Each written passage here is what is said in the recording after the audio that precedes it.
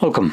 In front of me is a REALME 11 Pro Plus, and today I will show you how you can capture a screenshot on this phone.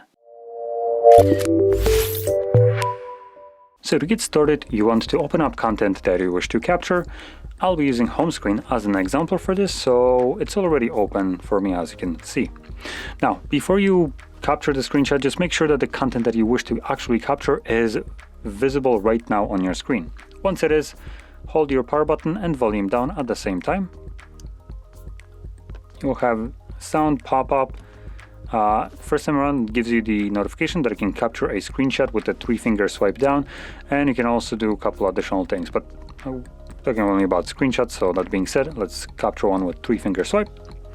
Now when you capture it, it gives you scroll and share option, and after a moment this just kind of vanishes.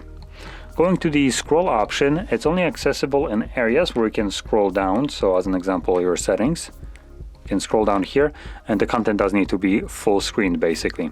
So if you would have like settings where you have swipe here and you have more panel on the side where you can swipe again, this already would kind of break it. But for instance, Instagram will work fine with this, so you can constantly just keep scrolling and capture anything from very top where you begin to however far down you want to scroll down to. Now, going to the actual screenshots that we have captured, we can navigate to our Photos application or gallery, however it's called. I believe this is it. Yep, that's one of them.